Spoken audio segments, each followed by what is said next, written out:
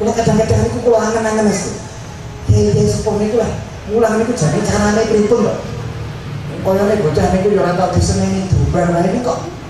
Kula niku tasih sepriki mikir, terus pundi sakjane kiai sepuh rumiyin kok saged mucal terus koyone yo nggih ngoten niku mucalne kok.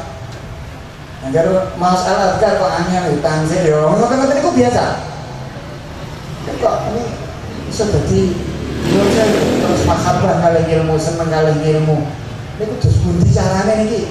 Kira-kira teori hermeneutika Mas Dom wis ora iso.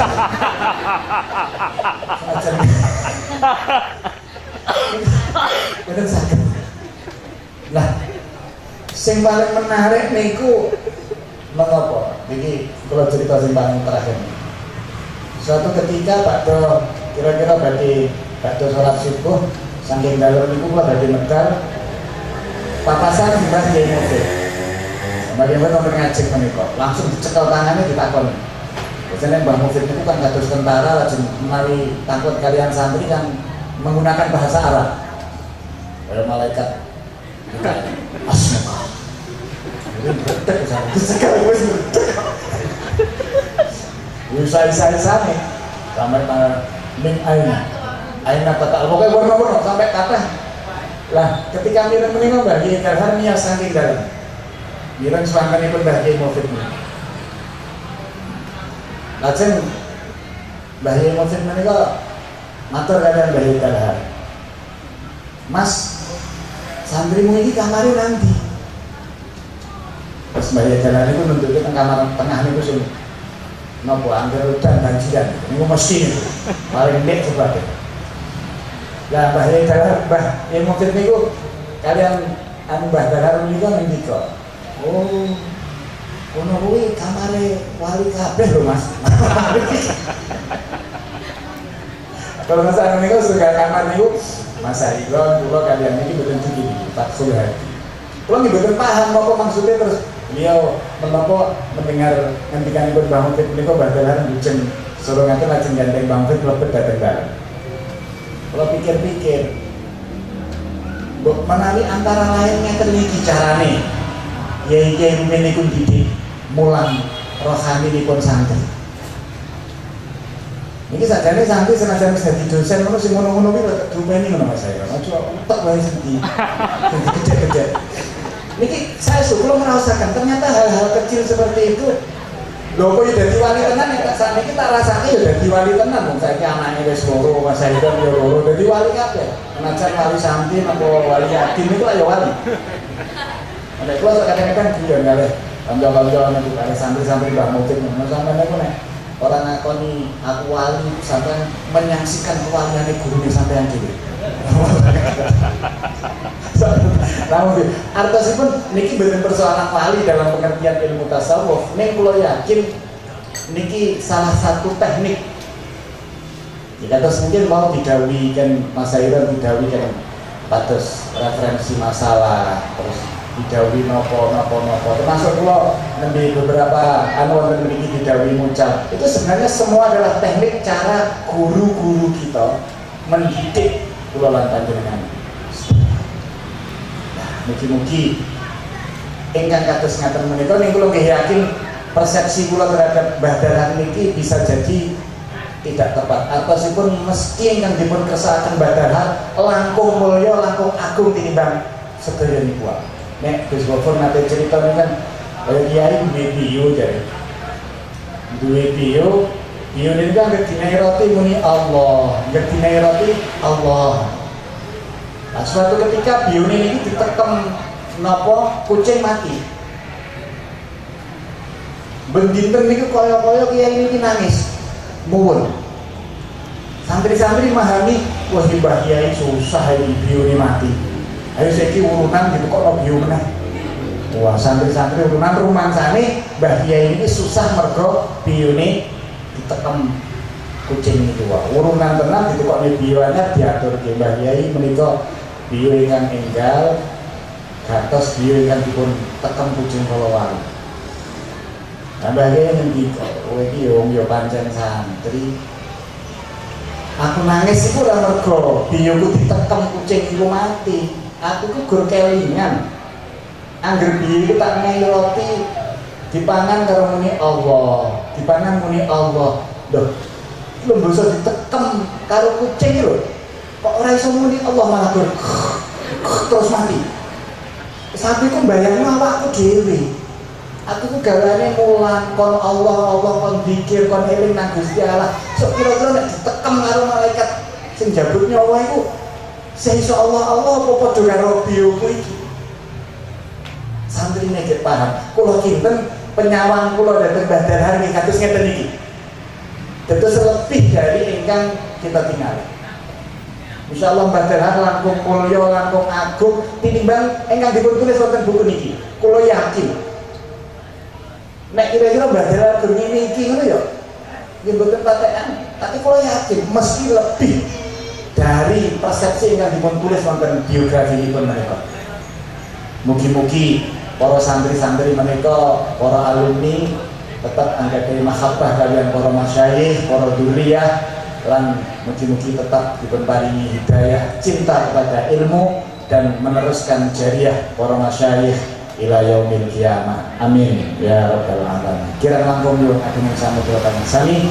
Hadanallahu wa iyyakum ajmain. Allahumma minkum. Wassalamualaikum warahmatullahi wabarakatuh.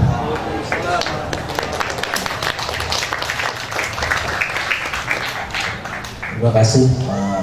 Assalamualaikum warahmatullahi wabarakatuh.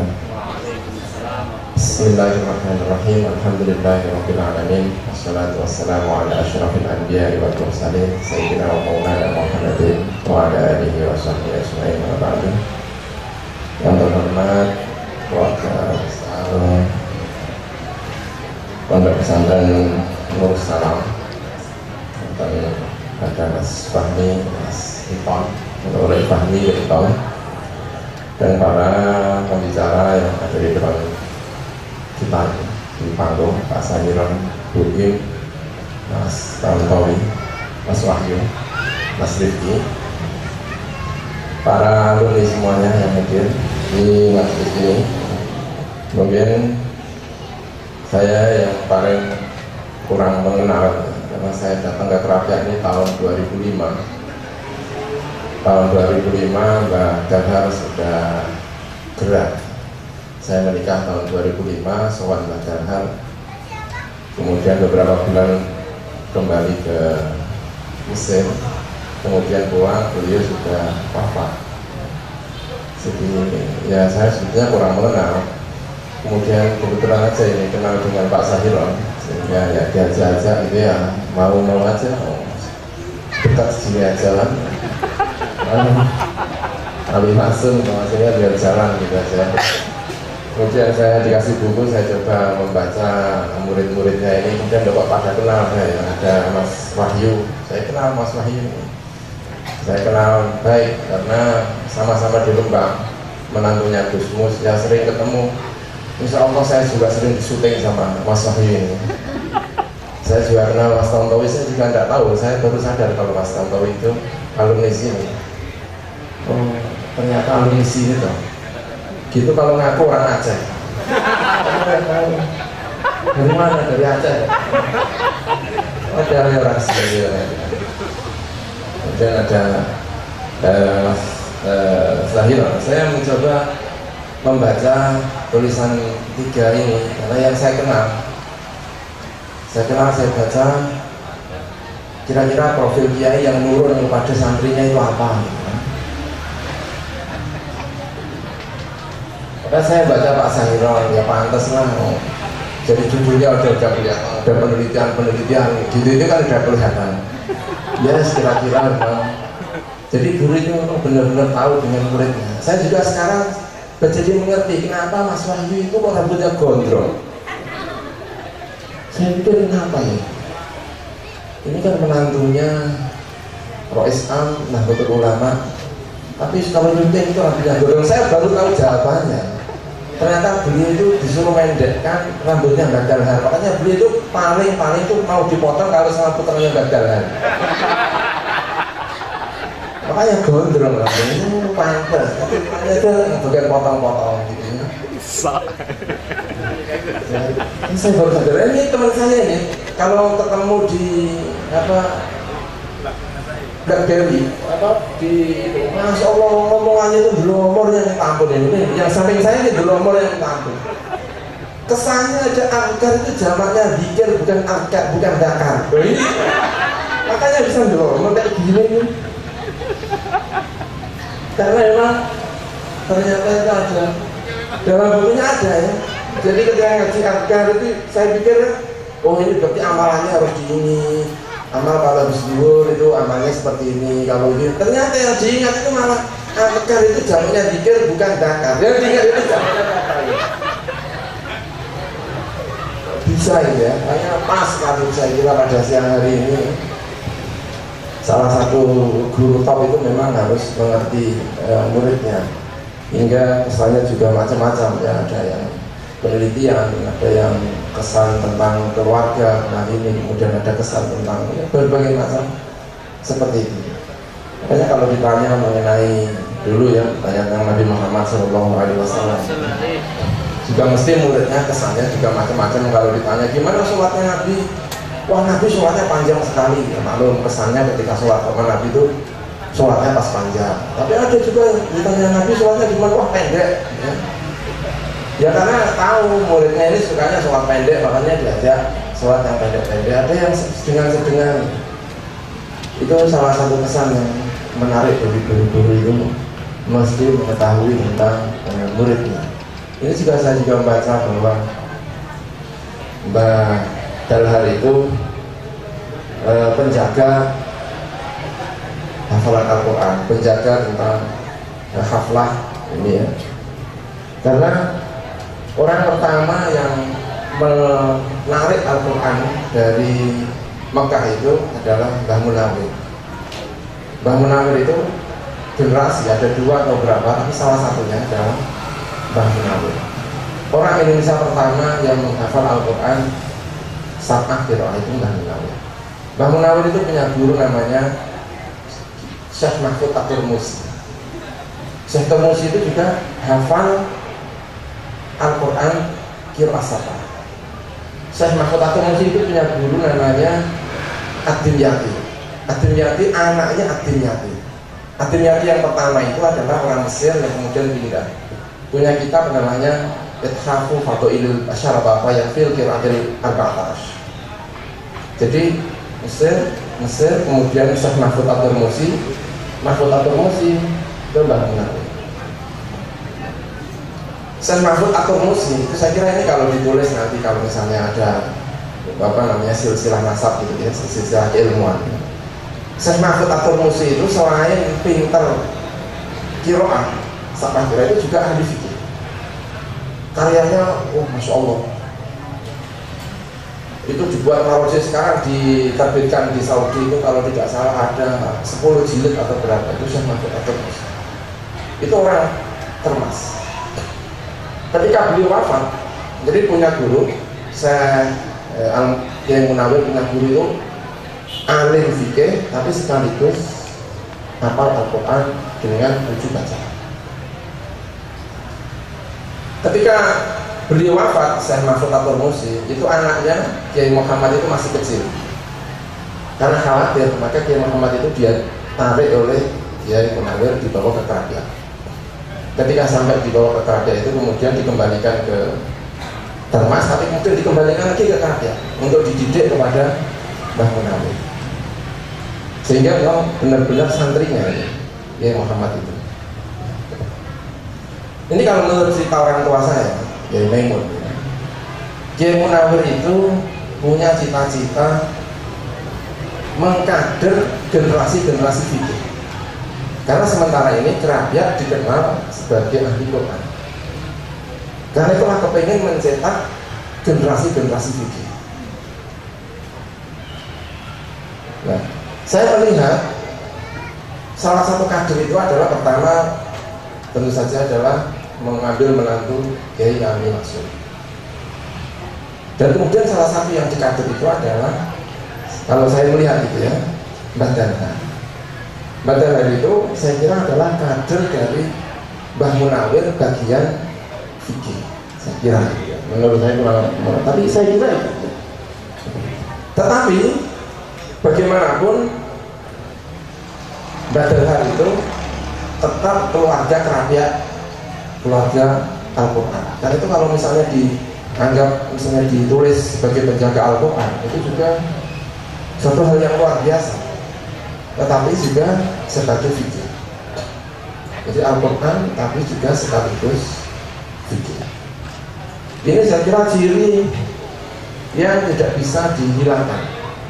Jadi meski Quran tapi fikih, meski fikih tetapi tetap adalah Al-Quran. Ini kesan saya. Jadi dari sana, dari sini, ini kemudian lahir. Maka kemudian saya melihat biografi dari putra-putranya, dari Fairuzi, itu juga punya fikih tapi juga sekaligus Al-Quran. Karena kepingin dua-duanya. Ini menurut saya sangat menarik jika kemudian ini ditulis ya, di edisi yang ini maksudnya ya, edisi yang revisi saya kira ini. Kemudian salah satu hal yang saya kira tadi disampaikan ini juga perlu ditonjolkan ya, bahwa salah satu ciri dari ulama-ulama kuno itu adalah istiqomah di pondok pesantren. Saya merasakan betul karena saya ini juga kiai. Saya pernah, ya itu dia yang istiqomah itu. Makanya kalau bertanya santri saya, kalau tanya kesan kamu sama kiai, makanya nggak ada, nggak mengajar di rumah, jalan-jalan dulu. Nah ini sama Pak Sayuran ini ketemu di mana-mana ini, jadi gara-gara ya jalan-jalan kayak gini nih. Istiqomah di rumah. Saya pernah mencari kapan Nabi Muhammad itu tidak ngimami sholat. Kesulitan. Kapan Nabi itu tidak ngimami sholat? Saya hanya menemukan itu cuma 2 atau 3. Pertama menjadi Abdurrahman bin Auf, jadi makmumnya Abdurrahman bin Auf. Yang kedua jadi makmumnya Abu Bakar, tapi nggak jadi karena kemudian Abu Bakar ke belakang maju. 3 hari Rasulullah itu menjelang wafatnya, Rasulullah memang sudah tidak ngimami, tetapi membuka kelambu tirai untuk memastikan bahwa di masjid itu santrinya pada jamaah. Itu salah satu dari ciri-ciri kiai-kiai. Saya juga mendapatkan cerita tentang misalnya Jari Maksum, pergi jauh-jauh, itu kalau sampai rumah ya ngaji, mesti ngantuk-ngantuk itu ya ngaji. Itu yang nggak bisa saya lakukan. Kalau saya datang kira-kira jam 2 ya otomatis subuh itu nggak ngaji. Kalau misalnya ngimami, habis ngimami ya pulang, ngantuk orang ngaji, wah ngeleng langsung. Itu gimana itu? Ya itu Mas Wahyu mesti tahu itu Mas Wahyu. Kalau Mas Wahyu ini bagian nyuting saya ini, bagian nyuting kalau pas nakal-nakal ini sama Mas Wahyu ini gimana caranya generasi-generasi ini terus ada, sehingga yang menjadi kesan itu tidak hanya sekedar ilmu, tapi yang menjadi kesan itu adalah perilaku-perilaku itu. Kalau biasanya kalau belajar di UIN itu ada hak-hak seorang anak itu biasanya ditampilkan. Hak-hak anak itu apa? Ini kan bapak gitu ya. Hak-hak anak itu apa? Salah satu hak terbesar anak adalah mendapatkan panutan terbaik dari orang tuanya. Min huquqi al-abna, terbesar diantaranya adalah mendapatkan panutan terbaik dari orang tuanya. Dan itu kadang-kadang yang bisa menjalankan itu justru kiai kepada santri-santrinya. Makanya saya kira kalau belum bisa melaksanakan ini, itu kayaknya ya kiainya itu masih setengah-setengah gitu ya. Kayaknya Gus Fahmi ini kayak saya lah, masih setengah-setengah gitu. Jadi jangan nyebut kiai benar-benar ya setengah kiai gitu ya. Karena untuk menjadi panutan itu masih berat. Dan di antara tulisan-tulisan semuanya itu pasti diantaranya adalah karena menganggap Badalhar sebagai panutan. Entah panutan dalam A, B, C, D itu jelas. Saya kira itu menjadi panutan. Saya terkesan dengan pamannya Gus Wahyu, Mbah Khalil Bisri di Rembang. Ketika menjelang wafatnya itu digendong, minta dibawa ke pesantren ya. karena kepingin hidupnya itu memang pesantren. Pesantren itu yang nomor satu, bukan pesantren yang nomor dua. Kalau sudah nggak ada kegiatan apa-apa baru ke pesantren, kan gitu ya. Kalau kita ini ya apa generasi kita yang kayak gini itu ya. Kalau sudah aduh nggak ada undangan ya, nggak ada apa, ya udah pesantren aja gitu ya. Eksis gak apa-apa yang pondok, kayaknya nomor berapa gitu ya. Itu yang saya kesankan dari ulama-ulama.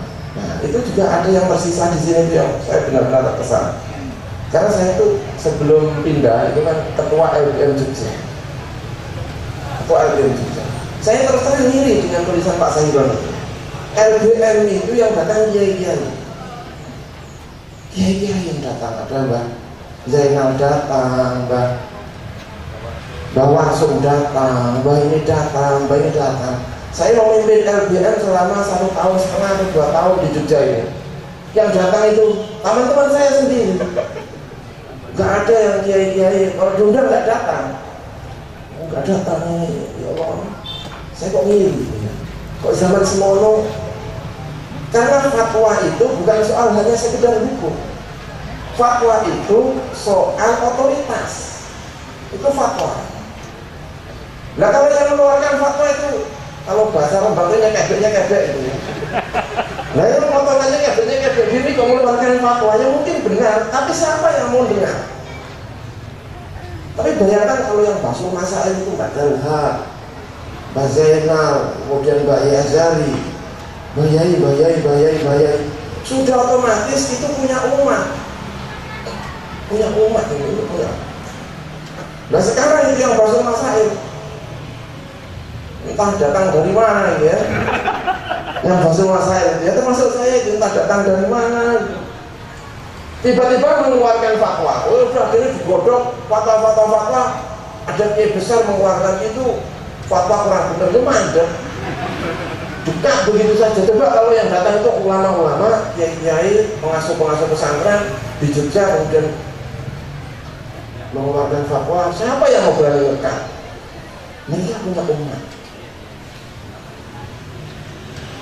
Ya dalam tulisan ini ada yang saya kira patut untuk terus ditampilkan ini loh, ulama-ulama kuno itu. Bahkan Basul Masail datang.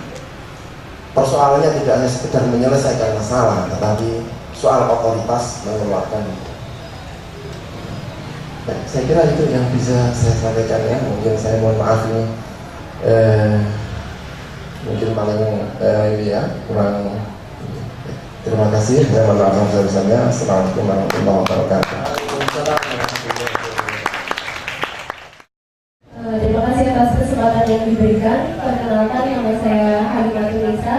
Saya adalah santri di Kompleki dan kebetulan juga mahasiswi S1 Psikologi UGM.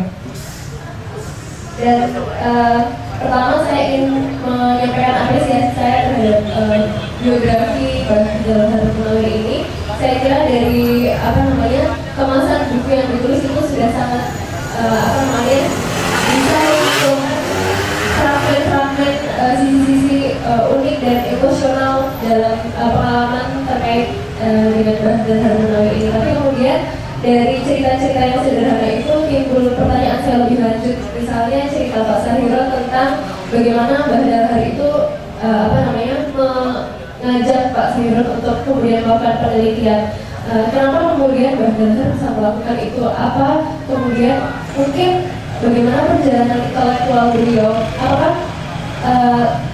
karakter Mbah Dahar seperti itu dibentuk misalnya ketika beliau ngaji dengan Mbah Ali Maksum yang kemudian juga beliau menerapkan soroga dan santri juga harus mencari referensi tersendiri seperti itu. Nah, saya kira cerita-cerita tentang bagaimana kemudian Mbah Dahar sebelum menjadi pengasuh pondok pesantren, perjalanan intelektual beliau yang membentuk beliau itu bisa juga lebih lanjut. Kemudian seperti sifat-sifat beliau yang moderat, itu bagaimana itu terbentuk dari kehidupan beliau dari masa kecil sampai kemudian beliau sudah dewasa. Itu mungkin masukan dari saya. Dan kemudian saya juga sangat bahagia karena muncul satu lagi buku biografi tentang kiai-kiai di Krapia yang saya tahu sebelumnya sudah ada 3, tentang Mbah Maksum, Mbah Munawir dan juga Romo Kiai Abdul Qadir. Dan sebenarnya ini sedikit curhat juga bahwa saya dan beberapa santriwati dari komplek ini juga berkeinginan untuk menyusun biografi dari Mbah Ahmad Langsung Mengalih. Yang itu sebenarnya prosesnya sudah sangat panjang, diinisiasi dari 2 tahun yang lalu dan sampai sekarang masih terus berjalan prosesnya. Nah mungkin ini sekaligus ingin minta dukungan dan juga mungkin bimbingan dari Pak Sahiron juga mungkin Mas Wahyu agar kemudian ini bisa terrealisasi juga untuk melengkapi biografi kiai-kiai di KPI dan juga nanti bisa menjadi bacaan untuk santri-santri baru yang belum mengenal beliau. Nah itu mungkin satu request dari saya, mungkin saya mohon nanti bimbingan atau komentar dari Pak Wahyu dan juga Pak Sahiron yang menyelesaikannya hanya dalam beberapa malam, sementara kami sudah 2 tahun berproses tapi juga belum selesai seperti itu. Yang pertama saya menanyakan tentang inspirasi menulis buku selama 1 malam atau 3 malam itu sangat singkat sekali ya Pak. Saya ingin bertanya kesulitan apa yang telah Bapak dapatkan dan bagaimana Bapak mengatasinya. Kemudian yang kedua tentang Mbah Dalhar ini saya ingin mengetahui cita-cita apa yang dimiliki Mbah Dalhar yang telah terrealisasikan dan juga belum terrealisasikan. Yang ketiga ini kepada Bapak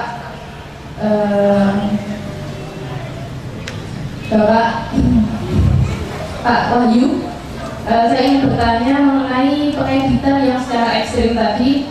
Saya ingin bertanya bagaimana teknik mengedit yang secara ekstrim. Hanya saja tidak merubah bahasa dan kesopanan karena ini menyangkut dengan profil Pak Yai gitu. Dan kami juga para santri di sini ingin belajar menuliskan beberapa profil.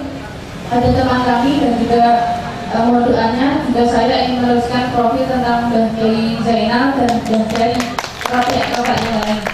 Begitu, terima kasih. Assalamualaikum warahmatullahi wabarakatuh. Terima kasih. Yang pertama, kebetulan yang ada di depan saya adalah para guru dan murid langsung dari beliau Mbah Dalhar. Biasanya kalau santri itu boyong atau pamitan punya pesan tersendiri dari gurunya gitu. Dulu ketika saya pamit itu disuruh baca Alfiah sifat musabahah, coba baca sifatun istusina itu sampai apa dijamil dulu pesan kiai ya sudah. Jadi santri harus begitu, tawadu macam-macam gitu. Karena dulu kebetulan pondok dan madrasahnya beda. Ketika mau ke Jogja suara begitu dulu pesannya juga sama. Coba teruskan ayat ini, waris aluna ta'amiru itu sampai wama utitu minal ilmi lakolina. Lanjut kuliah, artinya kan begitu. Nah ini kira-kira dulu Pak Sahiron dan Pak Wahyu dan yang lain itu dapat pesan seperti apa ketika Mbah Dalhar pesan-pesan ketika mau boyong seperti apa. Itu yang pertama. Yang kedua pada guru saya Pak Kiai Abdul Ghafur, bagaimana saya melihat Mbah Dalhar ini termasuk kiai keramat. Karena apa?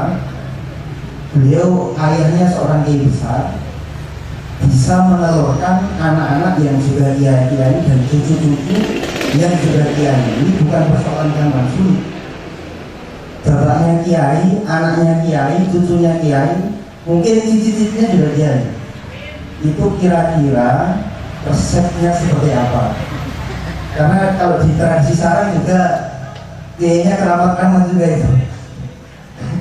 Asyikh, Ibnu Syekh, Ibnu Syekh, seperti itu Al-Karim, Ibnu Karim, Ibnu Karim dan sebagainya. Terima kasih Mbak dan Mas yang sudah memberikan respons positif ya. Terus terang tidak semua pertanyaan bisa saya jawab karena memang perlu ada penelitian, perlu ada coba dicek kembali, diingat kembali ada apa dan macam-macamnya. Kita harus wawancara dan atau orang yang pernah bertemu dengan Mbah Yai Dalhar lalu kita wawancara, kita cari infonya macam-macamnya supaya sebagaimana yang dikemukakan oleh Mas Tontowi tadi tidak ngawur ya. Sudah barang tentu banyak hal yang ya tidak bisa saya jawab dengan pasti. Tetapi ada kemungkinan nanti akan kita cek kembali, kami cek kembali pada edisi revisi nanti. Yang membentuk Mbah Yai Dalhar ada kemungkinan karena Mbah Yai Dalhar adalah muridnya Mbah Ali Maksum, Mbah Ali, maka ilmu dari Mbah Ali Maksum yang khususnya tadi Gus Gofur sudah mengemukakan bahwa itu ada upaya untuk regenerasi dalam bidang fikih di samping Al-Quran. Nah, Mbah Yai Bapak Pak Dalhar itu mengaji kepada Mbah Ali Maksum. Saya sendiri pernah mengalami dengan Mbah Ali Maksum itu selama kurang lebihnya 2 tahun, meskipun sorogannya hanya 3 bulan ya dengan Mbah Ali Maksum. Nah, saya pernah mengaji bahwa Riyadhus Shalihin, kemudian Tafsir Jalalain kepada Mbah Ali Maksum. Saya merasakan betapa dalamnya Mbah Ali Maksum ketika menerangkan dalam keagamaannya, keislamannya itu begitu mendalam dan terasa sekali bahwa beliau adalah punya pemahaman yang sangat moderat terhadap itu. Kedalamannya itu memunculkan moderasi dalam bidang pemahaman keagamaan, fleksibel, kemudian Mbah Ali itu luar biasa, kelihatan sekali. Nah, nampaknya pengaruh dari Mbah Ali Maksum yang begitu moderat, begitu mendalam dalam bidang fikih, ya, usul fikih yang Mbah Yai Dalhar kan punya usul fikihnya, al-qawaid al-fiqhiyahnya ya. Nah, itu nampaknya dari Mbah Ali Maksum. Kurang lebihnya, tapi nanti mohon dari ahli dari keluarga bisa menambahin. Nah, apa yang ada di dalam diri Mbah Ali Maksum itu juga ada di dalam Mbah Yai Dalhar. Jadi ketika menghadapi masalah itu tenang, kemudian oh ya fikih itu mungkin ada begini, ada perbedaan pendapat, ada itu terasa sekali. Nah, Mbah Dalhar mengapa begitu moderat pemahamannya? Saya pikir salah satunya dipengaruhi oleh Mbah Yai Ali Maksum. Nah, nanti kita akan cari lagi informasinya bagaimana sih hubungan antara Mbah Ali Maksum dengan Mbah Dalhar ya. Itu seperti apa dulu ngajinya, seperti apa, mungkin tidak sempat sorogan, sempat apa mestinya ya, karena saya tidak mengalami itu, tapi saya bisa merasakan karena saya pernah bertemu dengan Mbah Ali Maksum dan saya pernah berguru juga kepada Mbah Yai Dalhar, dan itu ada kesinkronan, ada kesamaan watak fikihnya ya. Maka ketika sekali lagi kami berdua ditugasi melakukan penelitian kecil tadi itu sebelum Baktul Masail, itu terasa sekali ya kan. Saya mencoba melakukan ada nggak sih yang berbeda pendapat begitu. Maka kemudian kita ngambil dari Al-Manar, lalu kami sampaikan ya kepada beliau itu senyum-senyum aja meskipun ada komentar cairan itu Al-Manar biasanya kalau dia itu tidak dipakai, tapi biarlah nanti barangkali ada perubahan. Pernyataan begini ini menurut saya mengandung hikmah yang besar. Itu menunjukkan bahwa beliau sangat moderat dalam keislamannya. Bukan berarti moderat dalam arti negatif, yang moderat dalam arti positif. Jadi terus melakukan perkembangan pemahaman. Nah, satu itu. Jadi banyak saya pikir Pak ya, tapi akan kita cek kembali untuk revisi buku ini. Kemudian yang kedua kaitannya dengan biografi kiai-kiai yang lain, Mbah Yai Zainal, Mbah Yai Warsud. Kami sebagai santri siap saja memberikan bantuan, masukan-masukan apa kira-kira yang penting